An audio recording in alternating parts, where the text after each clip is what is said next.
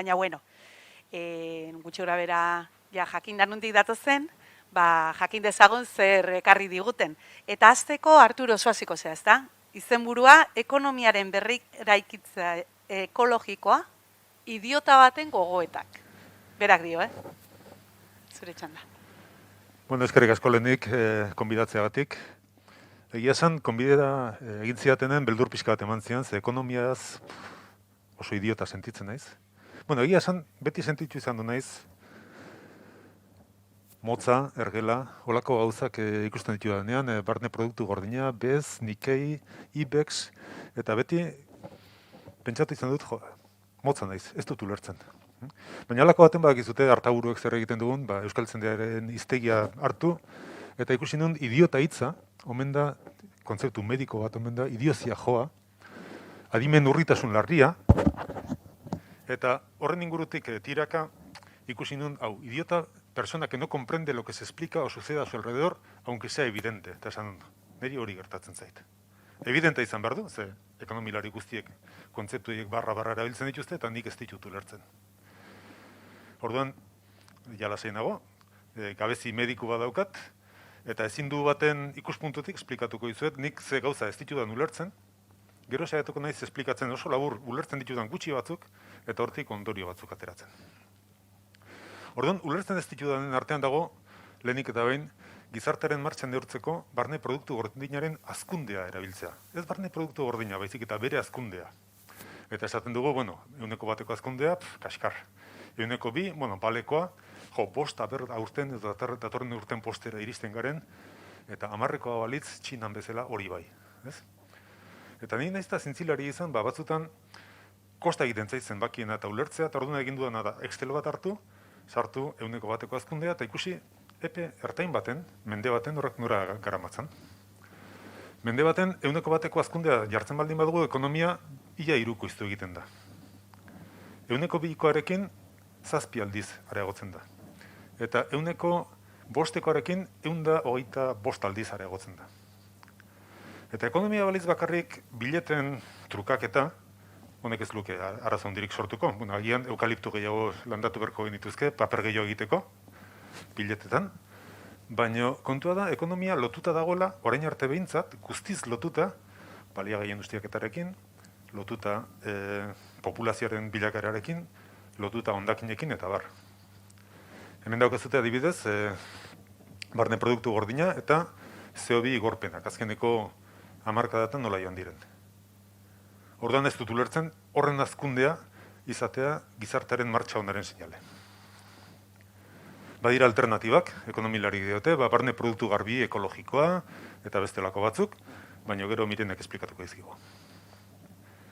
Ulertzen ez dudan beste kontu bat da, nola arraio bakarren batek pentsatuzun pentsio sistema bat sortzea sistema piramidalean oinarritutakoa. Lehenkoan, anak esplikatzen zuen osongi zer den sistema piramidala, zer den hazkunde esponentziala, eta gaur egun daukaguna behintza da, pentsio bat ordaintzeko behar ditugu 2 langile, 3 langile.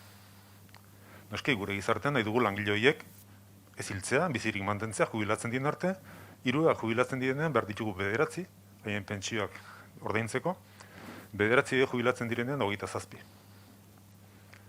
Eta noski, sistemak ez du asko irauten, ikusten dugu arazoren bat sortzen dela, baina zaila egiten zaidana da ulertzea nola sortutako krisiari deitzen zaion krisi demografiko.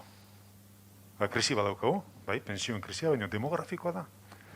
Eta batez ere, krisi horren irtenbidea jaiokuntza bultzatzea da. Hori ez zaitu ulertzen, ez zait sartzen buruan. Hain zuzen, niretzat krisi demografiko bakarra daukagu munduan, eta da gain populazioaren da. Izugarrizko emendioa, izugarrizko gorakada, gelditzen ez dena, eta ez dakiguna nora garamatzan. Ez dut ez dara ulertzen zergatik ekonomiaren izenean, herrialde batek erabakitzen duen estrategikoak diren arloak privatizatzea. Izan diteke energia, izan diteke ura, izan diteke telekomunikazioak, izan ditezke beste asko. Ja bakarrik falta zaigu privatizatzea armada esate baterako. Ez da ez dut ulertzen nola hemen bertan egiten ditugun gauzak, Kristo etxetik ekartzen ditugun. Eta bai batek esplikatzen dietan, eskulan merkego da, eta baina gero nola kejatzen gara, garraioa edo erregaia garestiki dagoela. Apustu ingo nuke, aginako gindila batzuk ere etortzen direla Txinatik eta ez dakit nondik. Eta batez ere, ulertzen ez dudana da, ekonomian daukagun konfiantza patologiko hori. Eta bereziki ekonomia mota baten edo ekonomilari baten. Ez dakit ez zautzen zuten Madridli, baina bere libure irakurtzen baldin baduzute da, dena oso ondo dijoa, bikain, ez dago inungo arazorik. Eta hor errepikatzen diren mantra batzuk, da, bueno, hazkunde ekonomikoa da ditugun arazo guztien irten bidea. Gain populazioa daukagu, egin behar duguna da hazkunde ekonomikoa bultzatu, ze aberatsek aur gutxiago izaten dituzte. Hortarako merkatu askea behar dugu, noski merkatua autorregulatu egiten da eta oso modu egokian, inongo arazorik baldin badaukagu, teknologia berriek konponduko dute. Petrolea bukatzen ari zaigu, igual du, bakarren batek asmatuko du zerbait. Eta beste gauza bat ere ekonomilariek azpimarratzen dutena da, askotan obedela arazoa ez konpontzea. Ze konponketa merkeago izango da etorkizunean. Orduan, horiek denak zailak egiten zaizkit ulertzen, ez? Baina esan dakoa, idiota banaiz. Orain, aipatuko izkitzuet, ustez ulertzen ditudan edo dakizkidan batzuk. Eta lehenengoa da, ez gaudela krisi sanitario baten, ekonomiko batean, ez, ingurumen krisi erraldoi batean gaudela. Zeinek zion, ekonomia da, kaikua, ez ekonomia ez, ingurumena da, kaikua. Orain da urte batzuk, munduko milaka zientzilarik sinatu genuen hor daukazuten artikulu hori, eta artikulu hortan funtsean esaten da, gizateria erne bigarren abisua dago. Lehenengo abisua 1992an eman zen, Rioko gailurra izan zenean, eta orduan ikusi zen oso larri geundela, klima berotzen ari zela, baliagai asko gainuztiatzen, eta bar, eta hainbat neurri hartu ziren horrei buelta emateko. 25 urte pasatu ziren 2017ako, eta etzen ezer konpondu, batzutan hasi da pixka bat bidea aldatzen, baina beste askotan ez. Orduan, ikusten da, ingurumena mugatzaile bilakatzen ari zaigula, ez dia ondo bizitzeko, baizik eta bizitzeko. Eta ondoriak mota askotakoa dira. Hemen behian daukazuten Igelaren artikulu hortan, orain da gutxi atera den lan bada, eta erakusten duten nola, Erta Amerikan, horre izan baitute olako anfibioen pandemia bat, anfibio espezie pila bat hil egin dira, suntxitu egin dira, eta malariak egin du gora. Igela galtzen baldin baditugu, gaixotasun gehiago dauzkagu. Igelak dira, eltxoak eta jaten dituzten izaki batzuk. Orduan, honek, niri behintzat erakusten didana da, ingurumena zaintzea gure burua zaintzea dela. Pandemiak ere irakatsi digu, oso gizarte hauskorrean bizi garela. Lehen aipatzen ditut Nikkei, Shanghai, Dow Jones eta egitenak oso onak ematen dute, eta ez bakarrik ekonomian nola dagoen montatuta, gizartean nola dagoen antolatuta. Suezko kanala butxatu den hortan ikusi dugu, mundu osoa, dena zalantzan jartzen zaigu. Orduan horrek, ez dakit, esaten dit, zerbait desberdin egiten hasi beharko genukela. Eta baita ere, irakatsi digu gai batzuk oso garrantzitsuak direla, bat, oinarrizko produktuen horniketa, gogoratu komuniko paperik gabe geratu ginenean, edo gogoratu beste hainbat gauzik gabe geratu ginenean, ez? Ikusi digu baitarre, ze garrantzitsua den talde euskorrenen zaintza. Zarrak direla, ezinduak, ni bezalako gabezia batzu dauzkatenak. Nik uste dut erakutsi digula baitare, etorkizuna zeinen zaila den aurre esaten. Eta beraz, ez da bakarrik sistema ona behar dugu sistema malgua. Edo zein gauza datorkigula ere, azkar erantzuteko gai izan dena. Eta baitare, erakutsi digu ze garrantzitsua den gizarte prestatu eta informatu bat edukitzea.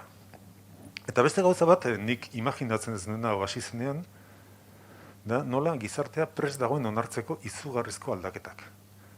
Noiz, beste remediorik ez dagoenean. Aukera denean edo txarra edo okerragoa.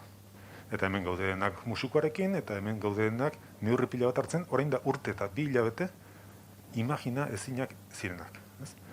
Orduan, nire ustez, honek eraman beharko liguke pixka bat aurrerantzean zer nola planteatzera. Lehenengo gauza da ezin dugu lasten jarraitu. Esan dakoa, ekonomia baldin bada bakarrik kopuru fiktizio batzuk kontu korrontetan, Baina ekonomia lotuta dagoen bitartean baliagaiekin, hondakinekin, horlako gauzekin, horrek ezin du azten jarraitu. Horrek esan nahi du ezin ditugula gure jarduerak intensifikatu. Ze hemen edozein aldaketa egiten dugunean, hori pinuri gabe gelditu gara, banda marroiagatik orain eukaliptoa. Hau da, lehen intensoa zen da oraindik intensibogoa, ez? Baitare, uste dut irakatsi digula ingurumenak ze garrantzia daukan. Ze goze sortu den etxetik ateratzeko. Baina ez etxetik tabernatara bakarrik, ez etxetik mendira eta barrez, eta ze garrantzi ematen diogun gaur egun, aire garbia izateri eta horlako beste kontuei. Uste dut baitare irakatsi digula gizarte aberatsa garela. Oroar, noski, pobrezia kasuak eta leku guztitan badira, baina horrek eraman beharko gintuzke gure lehen sektorea askoz ere gehiago mimatzera. Ez dakit ibilizareten Suitzan edo Austrian edo, han ez da ikusten baserri bat abandonatuta, ez da ikusten belardi bat utzita. Eta ez dut usteango baserritarrek eskulana gu baino, gureak baino merkego kobratuko dutenik, askoz ere garestiku seguro. Orduan zer da, gizarteak erabaki du, bertako baserritarrak nahi ditula eta bertako lehen sektorea bultzatu nahi duela. Eta hortarako ez da legerik behar da gizarteak nahi izatea. Beste gauza bat, irakatsi diguna da, gaurko ekintzek epeluzeko ondorioak izango dituztela. Gaur hartzen ditugun erabakiak, markatuko dute hamarkada batzutan bidea. Eta hamarkada batzutan, gizartea izugarri aldatuko da, eta mundua izugarri aldatuko da. Ni hori bizi naiz, eta harrituta nago nola, dauden urbanismo eta plan guztietan, ez dan aipatu ere egiten itsas mailaren aldaketa. Itsas maila igotzen ari da. Eta igotzen jarraituko du kasurik onenean beste 500 urtez. Igual garaia da, aurrengo etxeak egiten direnean hori gutxienez kontutzen hartzeko. Eta batez ere, gero eta argiago ikusten dut, datozen belaunaldiek epaitu egingo gaituztela, eta inportako zaiela bereziki ze ingurumen utzi diegun.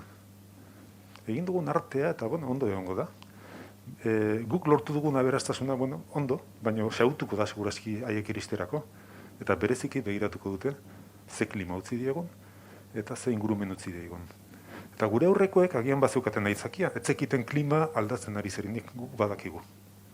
Beraz, hemendik 100 urtera, esan beharko digute, bazen egiten, saiatu zineten eta zuei esker hola gaude, edo kontrakoa.